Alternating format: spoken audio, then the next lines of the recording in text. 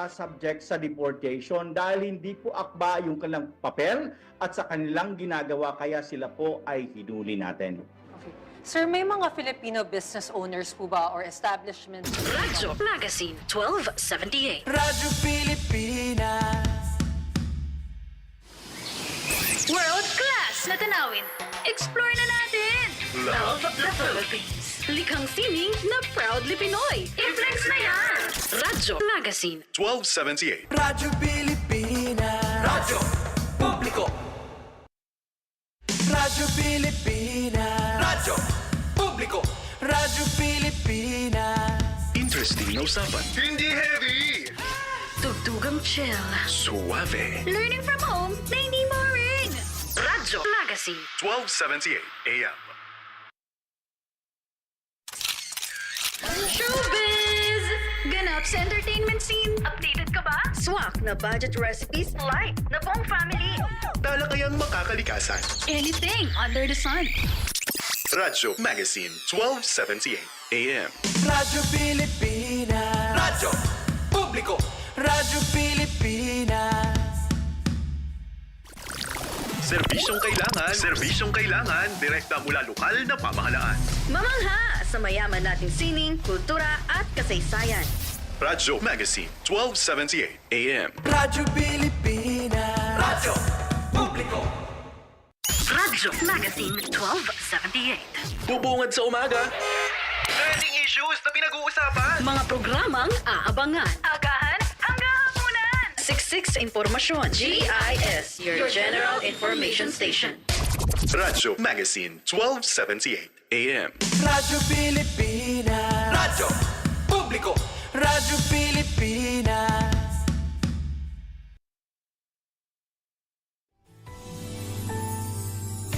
Halina't makinig, matuto, mga usapin na para sa'yo. Makibahagi sa mga kwento, dahil ang puso ng pag-unlad tayo. Pamilyang Pilipino ay ang puso, bansang progresibo. Tayo'y makibahagi, tara usap tayo, dito lang yan sa Papit.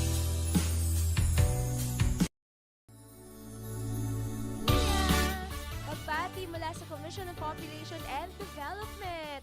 Masayang araw ng Martes sa lahat ng aming tagapanood at tagapakinig. Welcome sa ating first episode ngayong Season 2 ng Popbeat. Ngayong January 13, 2026. And Happy New Year everyone! Ito si Mikey Rai mula sa Commission on Population and Development o Komisyon sa Populasyon at Pagpapaunlad.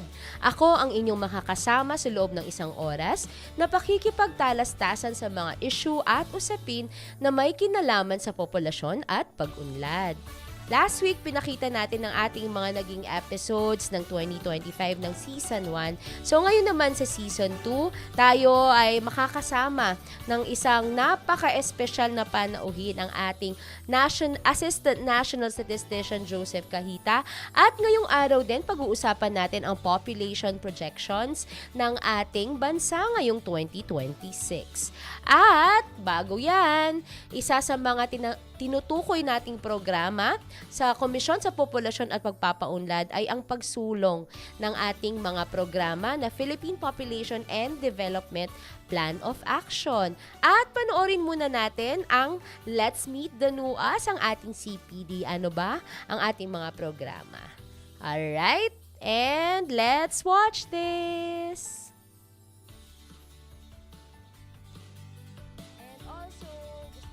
Pasalamat sa ating mga nakikinig at nanunood.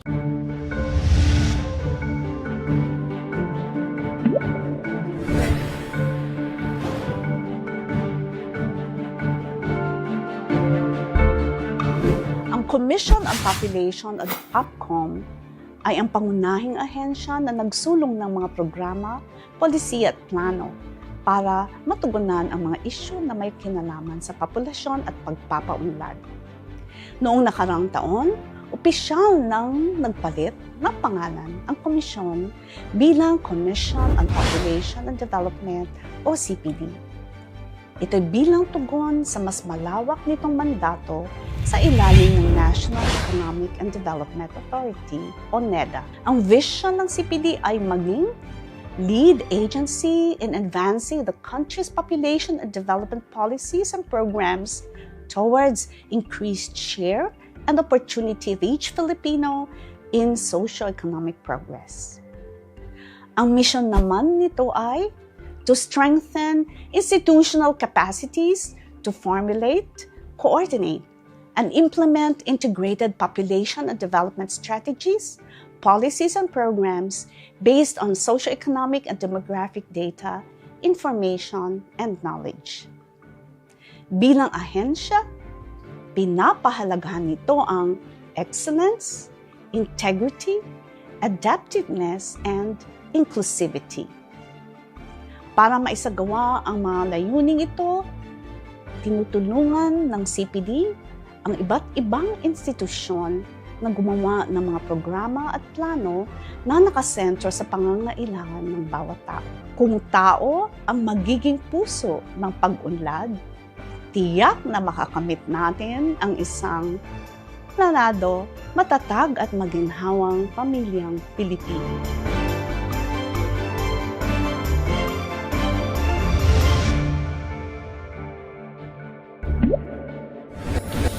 Yan. Napanood natin ang inyong CPD. At alam nyo ba, ang CPD ang katuwang ng iba't ibang institusyon at organisasyon. Kasama kami sa pagpapatuloy ng ating programa para sa pangkalahatang hangarin sa programang pangpopulasyon. Mula kapakanakan hanggang sa malusog na pagtanda, sa syudad, kanayunan ay may nakahandang programang pangpopulasyon na naglalayong palakasin ang bawat pamilya at komunidad tungo sa planado, matatag at maginhawang pamilyang Pilipino. Alam nyo ba na bumagal ang rate ng paglaki ng populasyon ng ating bansa from 0.80% na ngayon mula sa 1.63% na naiugnay sa mga salik tulad ng pagbaba ng mortality dahil pagtaas ng mortality dahil sa COVID-19 at dahil doon tumaas din ang ating populasyon dahil sa population momentum. At para malaman natin yan ay ating pag-usapan ang tungkol sa ating population prospects for 2026. At ngayon, live via Zoom, we are so honored to have you, Assistant National Statistician ng Philippine Statistics Authority, ating suki, Sir Joseph Cahita. Masayang pamilya, magandang hapon, Sir Joseph. Alright. Okay, so we're live. Sir Joseph, can we hear you?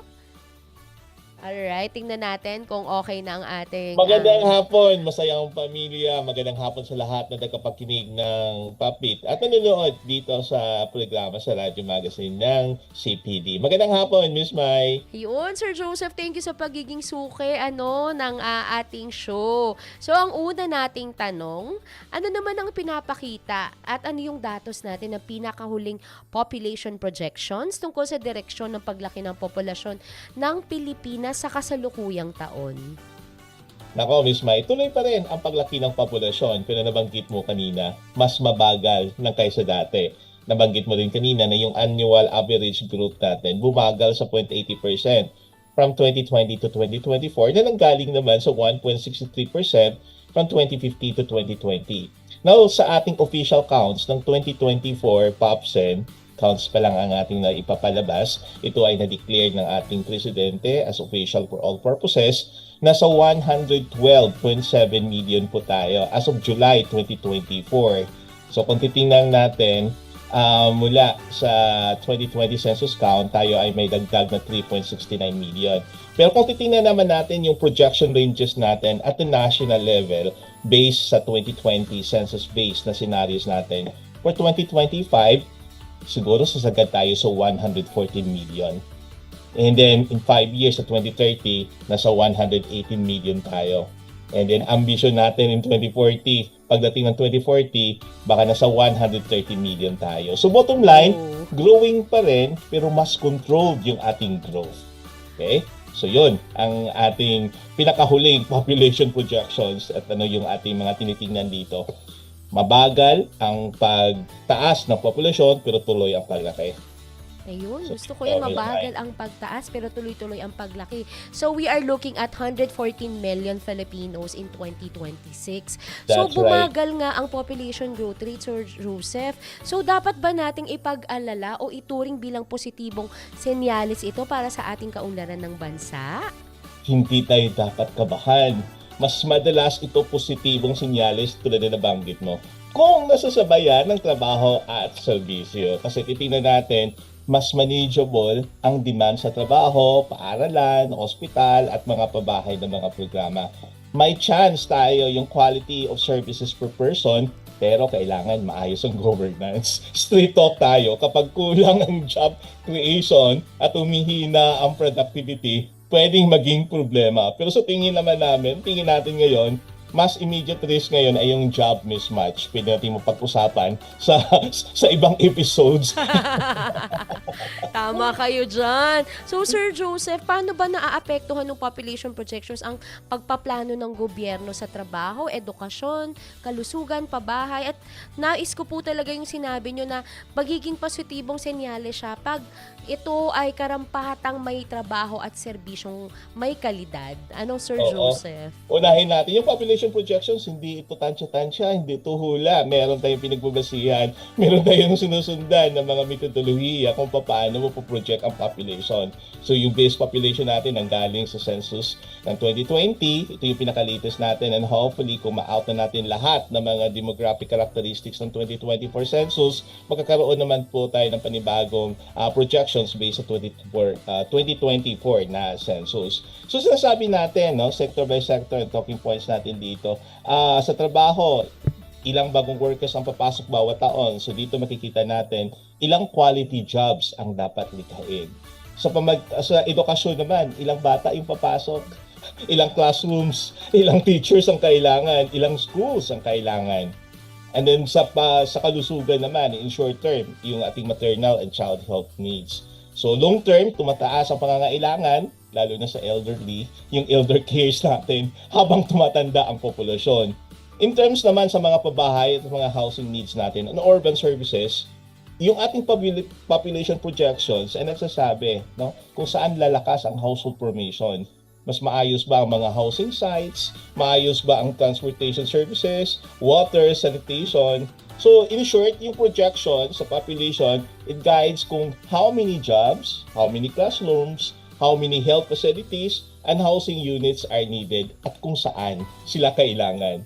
Without projections kasi, parang yung pagpaplano nagiging guesswork na lang, which is expensive and hindi talaga tama. So kailangan meron tayong population projections. Ayun, marami pong salamat. So, evidence-based na pagpaplano, no? Dahil may mga Yes. projection. So, nabanggit nyo po kanina yung pagbagal natin. May mga rehiyon po bang inaasahang mas mabilis pang lalago ang populasyon kumpara sa national average?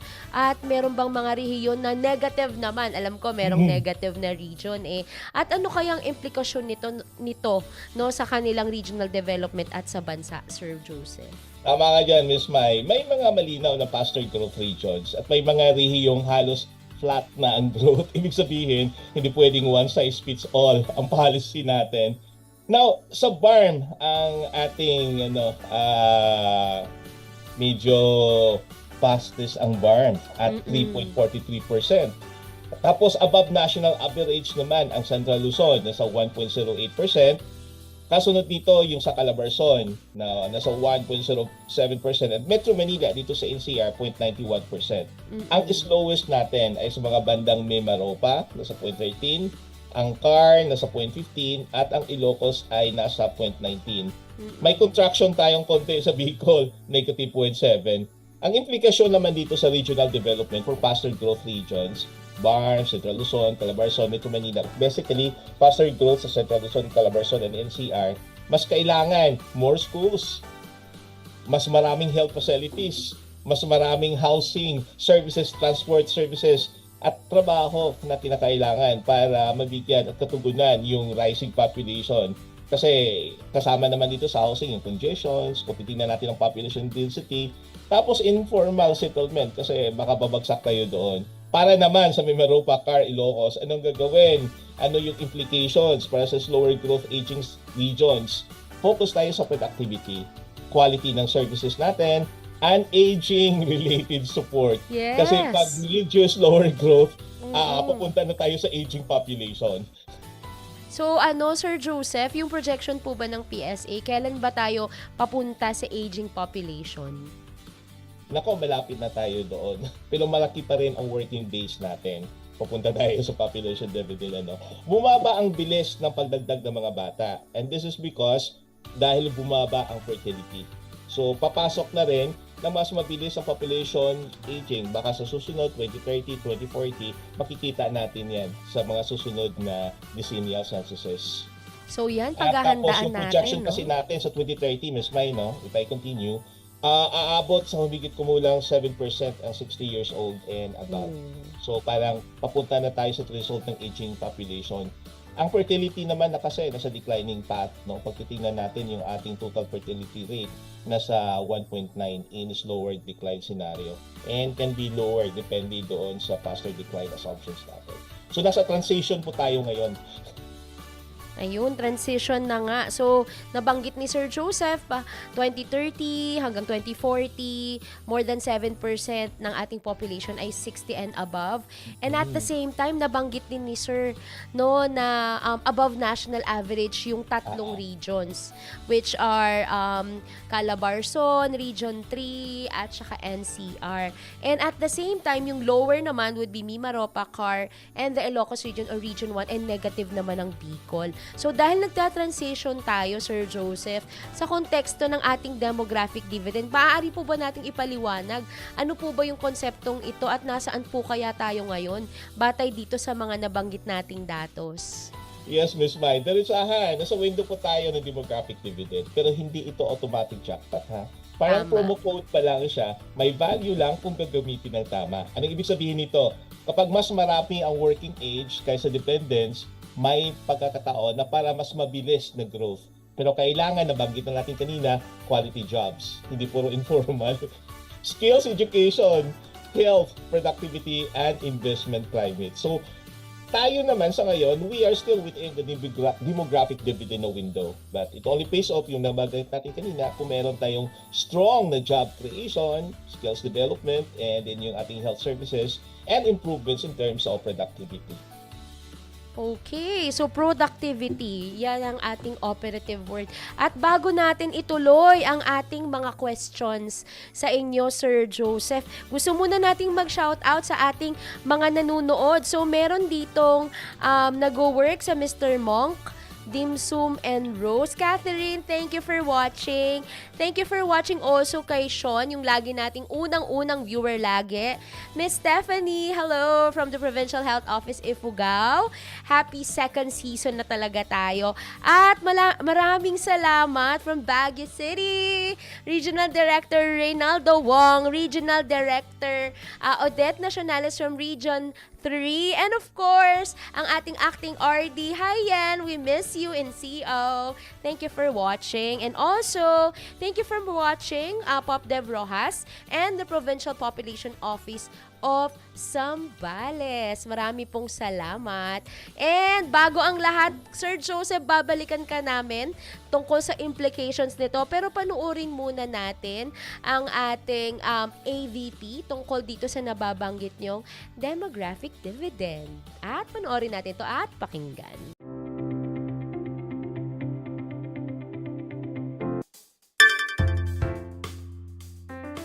Ano ang demographic dividend? Ang demographic dividend ay ang panlipunan at pang-ekonomiyang benepisyo na makakamit ng ating bansa matapos maranasan ang demokratikong pagbabago na kung saan ang populasyon ng mga nasa working age ay edad 15 hanggang 64 at mas marami sa populasyon ng dependent age, edad 0 to 14 at 65 pataas. Ang working age na sumusuporta sa dependent na populasyon ay tinatayang malusog, edukado at may trabaho na angkop sa kanilang skills. Ang demographic dividend ay makakamit kung ang dami ng panganganak ay bumababa at binabago ang distribusyon ng mga edad. Dahil dito, mas mababa ang gagamiting investments para sa mga pangangailangan ng dependent na populasyon. At ang mga sobrang resources ay mapupunta para sa pag-unlad ng ekonomiya at pag-unlad ng serbisyo sa mga mamamayan. Sa katunayan, ang demographic dividend ay nangyayari lamang kapag karamihan sa populasyon ay nasa hustong edad na upang magtrabaho at maaari nang makatulong sa ekonomiya ng bansa para sa pag-unlad nito. May 3 bagay na dapat sabay-sabay na mangyari para makuha ang demographic sweet spot. Una, kung mayroong pagbaba sa ratio ng dependent ng populasyon, edad 0 to 14, resulta ng mababang antas na pag-aanak o mababang fertility rate. Ito ay maaaring magdulot ng pagtaas ng per capita output. Ikalawa, kung mayroong pagtaas sa dami ng mga mamamayang nasa working age, edad 15 to 64, na magre-resulta ng pagtaas ng per capita output. Ikatlo, kung ang bilang ng pag-aanak ay bumaba at bumaba rin ang mortality rate o mga namamatay sa populasyon. Ano ang demographic transition? Ang demographic transition ay isang modelong ginagamit upang ipakita ang paggalaw ng bilang ng populasyon mula sa mataas na level ng mga nanganganak at namamatay hanggang sa mababang level ng mga nanganganak at namamatay. Ang Pilipinas ay maituturing na nasa unang yugto ng demographic transition. Ang bilang ng mga nanganganak ay patuloy na tumataas habang ang bilang ng mga namamatay ay bumababa. Sa higit na 100 milyong Pilipino, may humigit kumulang na 34 na milyong young population sa 0 hanggang 14 na taong gulang at mahigit na 9 na milyong matatanda bilang dependents. Ito ang mga hamon sa pag-abot ng demographic dividend. Masyado pa ring madaming batang ipinapanganak dahil sa mataas ang fertility rate ng mga Pilipinong kababaihan. Hanggat maaari, ang pagkakaroon ng 2 anak ang mainam na sitwasyon para mapalitan ang bilang ng mag-asawa o replacement level sa populasyon. Bukod dito, marami ding babae na nagbubuntis sa maagang edad, kaya mas humahaba ang panahon na pwede pa rin silang manganak. Ang kalidad ng serbisyong pangkalusugan ay di pa rin pangkalahatan sa iba't ibang panig ng bansa. Ito ay mahirap makamit, lalo na sa mga taong nakatira sa GIDA areas o geographically isolated and disadvantaged areas, sapagkat ang mga health centers at ospital ay masyadong malayo sa kanilang mga tahanan. Wala ring sapat na medisina at supplies, at maging ang mga health personnel ay kinukulang din. Marami pa ring batang di nakakapag-aral. Batay sa pinakabagong datos, may 11.5 million na school-age na kabataan ang hindi nakakapag-aral.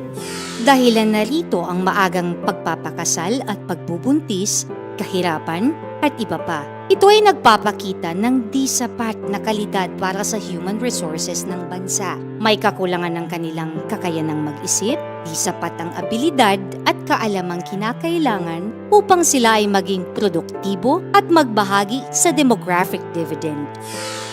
Kakulangan ng oportunidad sa trabaho. Mataas pa rin ang bilang ng mga walang trabaho sa batang manggagawa na may edad 15 hanggang 24 na taong gulang. Kung ang mga batang manggagawa ay may trabaho at may maiaambag sa produktibong sektor ng populasyon, hindi na sila itinuturing na mga dependents. Ang kakulangan ng trabaho ay mataas din sa lahat ng antas ng edad. Karamihan sa mga Pilipinong nagtatrabaho, kahit na pansamantala, ay di nagiging produktibo ayon sa kanilang kakayahan. Mayroong 3 kinakailangang sitwasyon upang makamit ang demographic dividend. Kung mababa ang fertility at mahaba ang agwat ng panganganak, maisiguro na ang mga mamamayan ay mayroong mabuting kalusugan, sa pamamagitan ng pangkalahatang healthcare at dekalidad na health services. Nakapag-aral ng mga kabataan at mga may kapasidad na manggagawa na maaasahang makatutulong sa ekonomiya ng bansa. Sapat na oportunidad para maging produktibo ang mga tao, ang magkaroon ng mas maraming trabaho at pagkakataon para sa mga investments upang kumita ng mas malaki. Ano ang makukuha natin kapag maabot ang demographic dividend? Ang demographic dividend ay ang pag-unlad ng ekonomiya bilang resulta ng pagbabago ng istruktura ng edad ng populasyon ng isang bansa. Dahil sa pagbabago ng age distribution, ang labor force ay mas marami kesa sa mga dependents. Nangangahulugang kakaunting gastos lamang ang ginagamit para sa pangangailangan ng nakababatang populasyon. Ang mga di nagagamit na resources o economic gift ay nagreresulta ng mas mabilis na pagtaas ng ekonomiya at family welfare. May makikitang apat na benepisyo sa pagpapalit ng age structure. Ang ekonomiya ay mas nakakayanang magbigay ng mas maraming trabaho sa manggagawa at ang mga kababaihan ay mas may pagkakataon na makapagtrabaho sa labas ng bahay. Karamihan sa populasyon, lalo na ang matatanda, ay may sari-sariling ipon na magagamit bilang investments sa pagpapalakas ng bansa. Dahil na rin sa pagbaba ng fertility rate, nagre-resulta ito ng mas masigla at malusog na kababaihan na malayo sa pressure sa loob ng tahanan. Ang pag-unlad ng isang bansa ay resulta na rin ng pagbaba ng dependency rate at ang pagtaas ng gross domestic product per capita.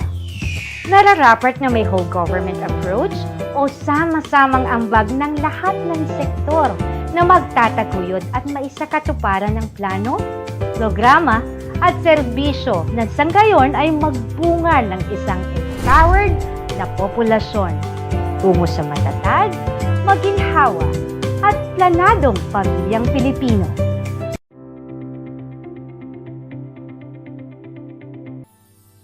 Plano, programa, serbisyo, at sinasabi nga natin ang demographic dividend, kailangan malusog ang ating populasyon, may edukasyon, may kalidad at kapasidad ang ating mga manggagawa, may sapat na oportunidad at trabaho at investments. So tandaan natin, ang demographic dividend ay hindi automatic ayon nga sa ating guest na si Sir Joseph Cahita, ang Assistant National Statistician ng Philippine Statistics Authority. At bago natin siya balikan, gusto nating i-shout out ang mga nanunood all over the Philippines, Sir Joseph. We are so honored to have Lindsay of Tacloban, Ma'am Carol of Misamis Oriental, Nolly from Mandaluyong, from Popcom Cabanatuan, Fitz of Region 12, RD Light all the way from Tagaytay. Thank you. Hi, BFF.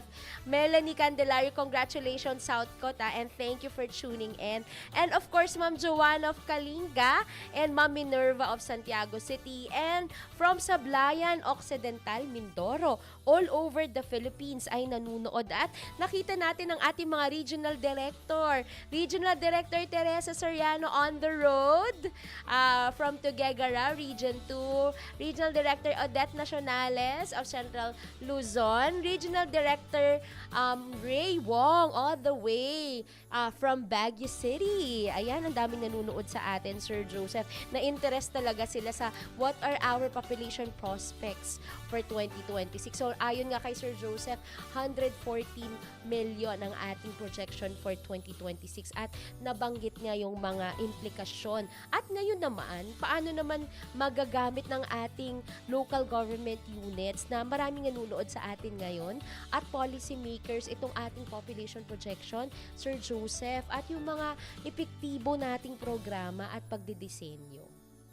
Yes, Miss Mai. Simple rule lang naman kasing kailangan. Kung alam kung ilan at sino yung darating, mas maayos yung paggastos. Lalo na pagdating natin sa local government units. Practical uses, lalo na sa LGUs natin. Evidence-based na budgeting.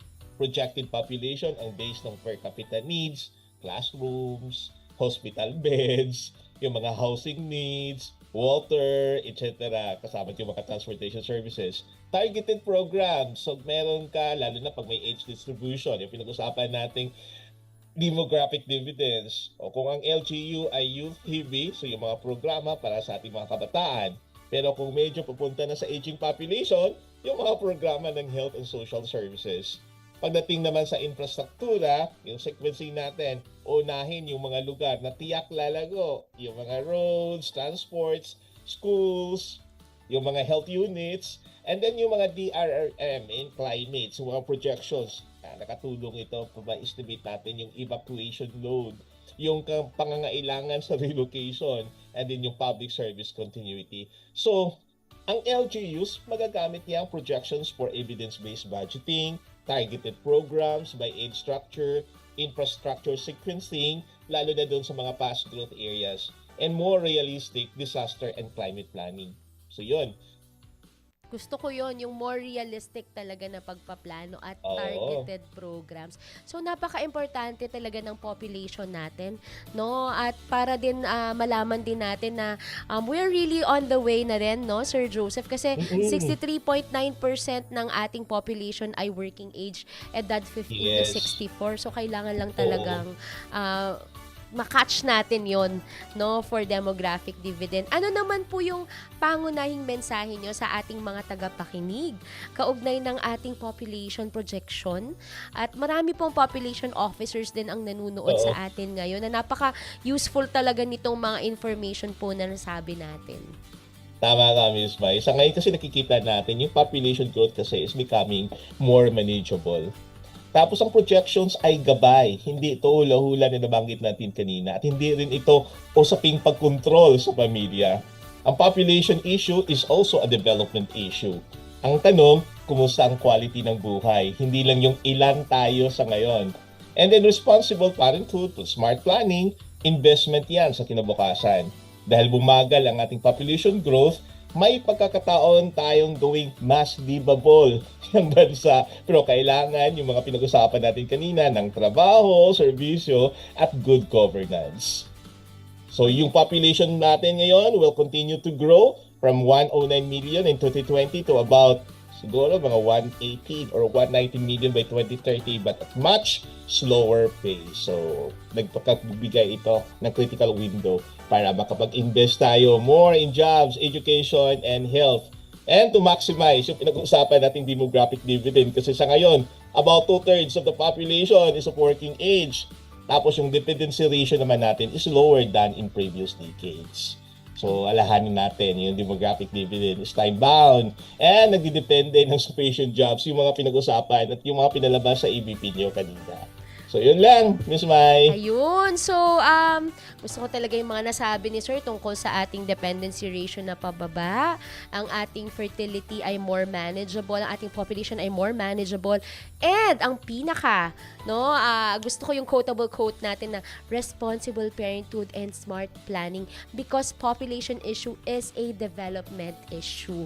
So, bago ang lahat, bago sa inyong panghuling mensahe, gusto rin nating i-shout out, no, ang ating mga taga Pop Dev Bukidnon, Regional Director Neil Aldrin Omega from Region 10 all the way from Cagayan de Oro, Regional Director Desiree Concepcion Garganian all the way from Region 12, and sabi niya the very dangerous place, Sir Joseph, may nanunood sa atin galing Bicol, si ARD Rose. Hello, ma'am. And also, merong nagtatanong dito, okay, may nanonood din from Mountain Province. So, all over the Philippines ang ating tagapakinig, no? At tagapanood. Hello, Sir Leon also.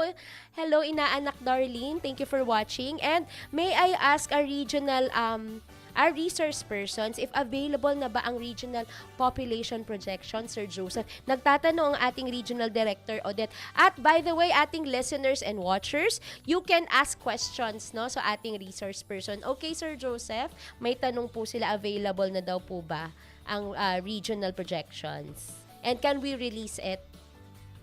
Sa ngayon, yung pinapalabas lang natin as published na makikita natin sa website ng PSA, yung 2020 census-based na population at the national level.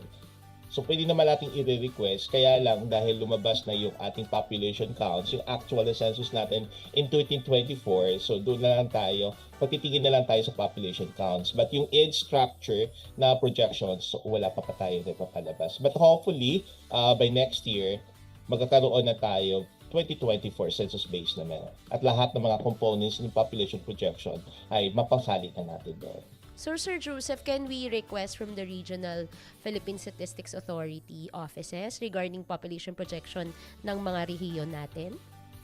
Pwede naman tayo mag-request at the regional level and then i-forward naman din, ita-transmit nila kasi yung pagpalabas naman at pag-generate naman doon, dito gagawin sa central office. Ayun. So, ayan ang ating mga regional offices at ating mga population offices. No, you can go to your regions once na meron na sila. Also, shout out again, Regional Director Joyce De La Paz from, sabi nga ni ARD Rose, no, the dangerously land ngayon ng Mayon.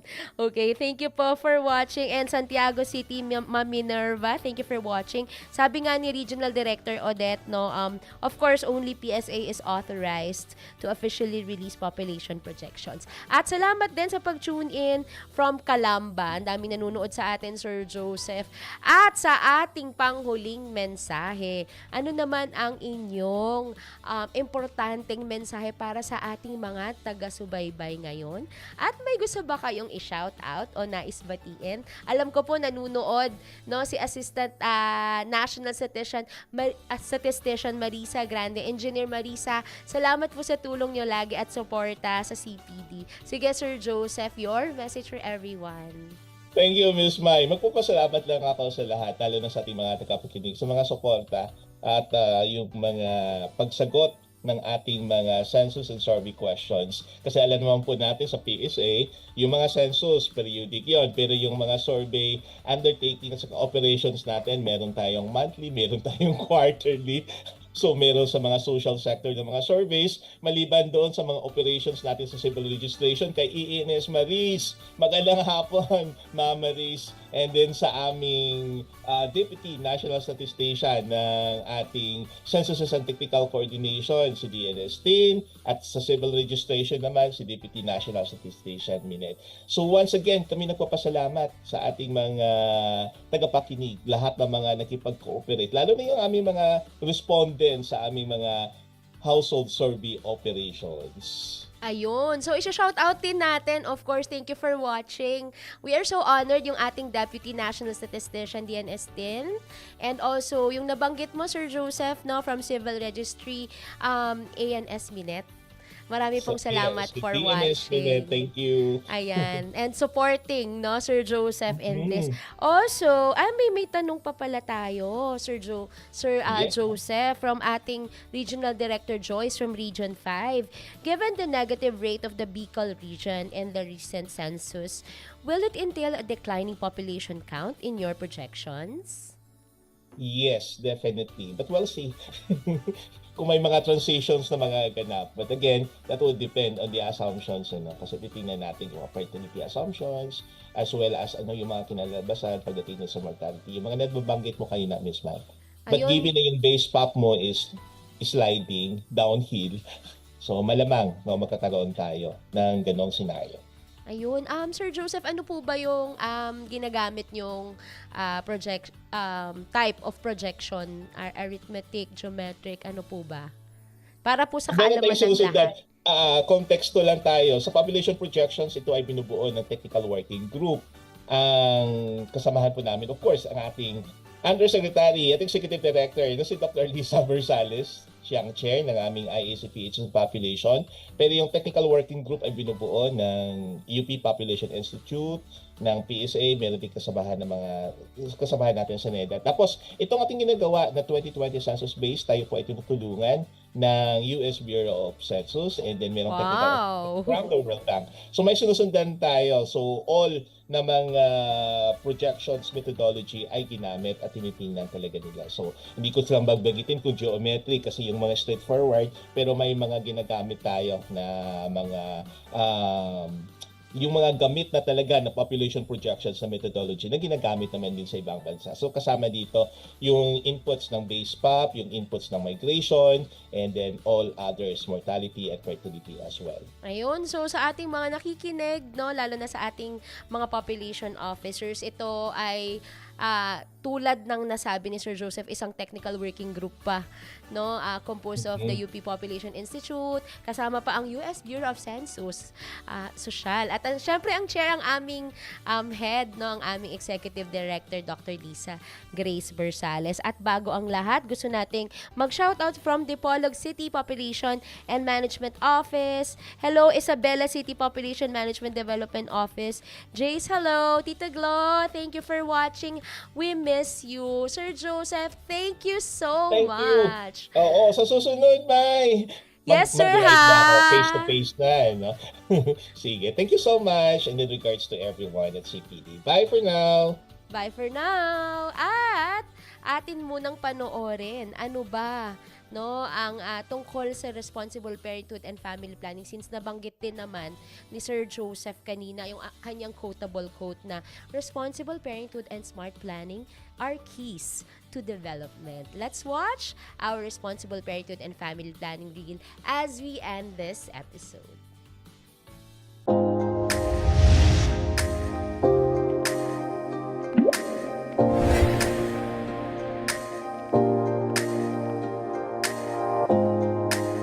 Isa sa mga pangunahing tinututukan ng Commission on Population and Development o CPD ay ang Responsible Parenthood and Family Planning Program ng bansa. Layunin nitong matiyak na bawat pamilya at individual ay may access sa tamang kaalaman at serbisyo upang makapagplano ng maayos para sa kanilang quality of life. Upang makamit ang layuning ito, kailangan magkaroon ng kamalayan ang mga Pilipino kung paano maging responsable sa pagpaplano ng kanilang pamilya.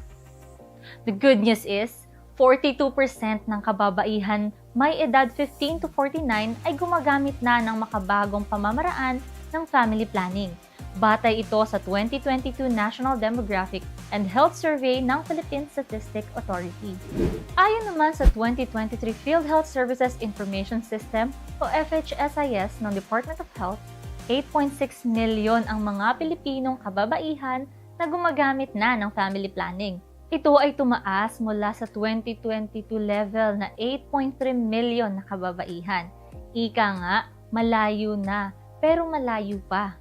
Ang mga makabagong pamamaraan ng family planning ay ang mga sumusunod. Ang mga short-acting methods tulad ng pills, injectables at condom. Ang mga long-acting methods naman tulad ng implant at IUD. At ang permanent methods tulad ng no-scalpel vasectomy at ligation. Kasama din dito ang modern scientific natural methods. Samantala, 17% pa rin ang gumagamit ng traditional method, katulad ng withdrawal at calendar method. Ang scientific natural family planning methods ay ang mga sumusunod: standard days method, Billings ovulation method, basal body temperature method, symptothermal method, 2-day method at lactational amenorrhea method o LAM. Subalit, marami pa rin sa ating mga kababaihan ang may unmet needs o yung mga nais magplano ngunit hindi gumagamit ng anumang family planning method. Kaya naman, pinalalakas ng CPD ang koordinasyon nito sa mga lokal na pamahalaan at kanilang mga partners upang matiyak na nabibigyang sapat na atensyon ang mga programang may kaugnayan sa responsible parenthood at family planning. Hinihikayat natin na ang bawat mag-asawa ay bumisita sa pinakamalapit na health center upang alamin at piliin ang pinakaangkop at hiyang na family planning method para sa inyo. Ang pagtutok sa kakayahang magplano ng pamilya ay tiyak na magbubunga ng isang planado, matatag at maginhawang pamilyang Pilipino.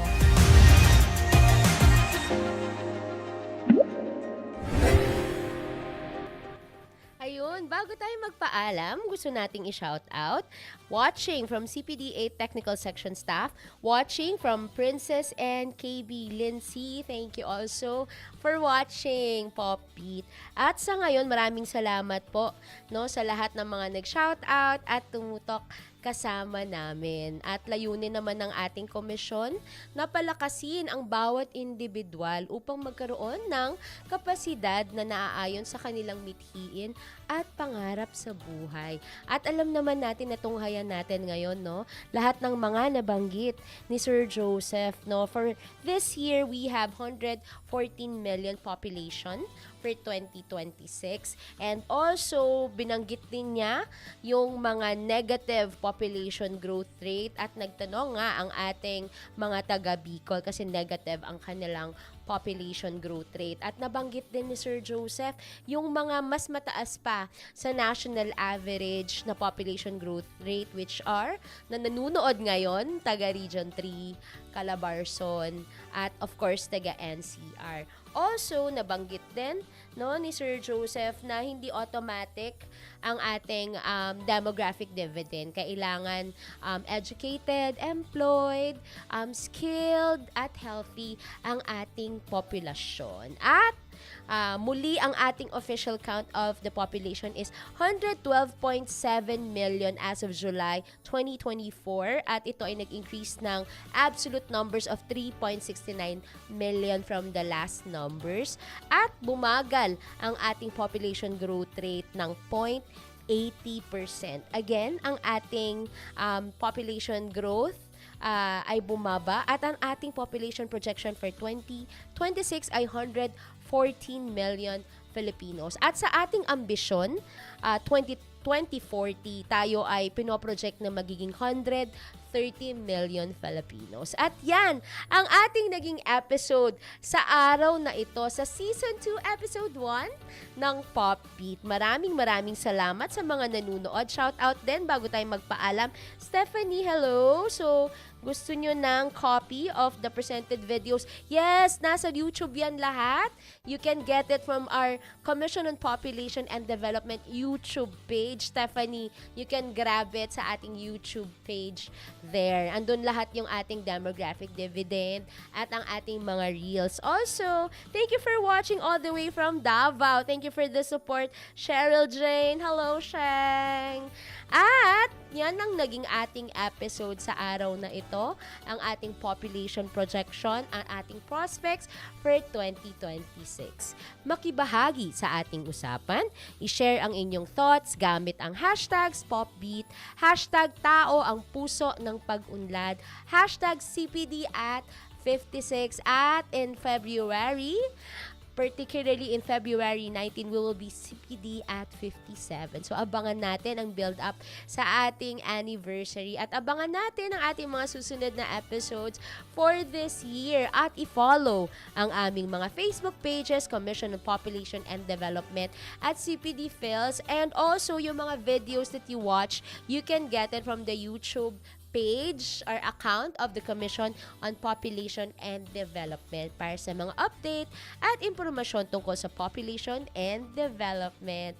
Sa ngalan ng aming Executive Director, Undersecretary Lisa Grace S. Bersales and Deputy Executive Director Boyet Tacardon, ito po ang inyong naging host for today for Popbeat, si Mikey Ray mula sa Commission on Population and Development, Information Management and Communications Division. Sa ngalan ng aming mga kasama dito, maraming salamat Radyo Magazine Tech at Radyo Magazine. Shout out sa ating Station Manager Ma'am Marinela, si Maring Jolly sa suporta ninyo sa Popbeat at sa Commission on Population and Development. Pakinggan ang tibok ng populasyon ngayon sa Popbeat dahil ang tao, tayo ang puso ng pag-unlad. Marami pong salamat for tuning in Popbeat Season 2, Episode 1. Sayang pamilya! Halina't makinig, matuto, mga usapin na para sa'yo. Makibahagi sa mga kwento, dahil ang puso ng pag-unlad tayo. Pamilyang Pilipino ay ang puso, bansang progresibo, tayo'y makibahagi, tara usap tayo, dito lang yan sa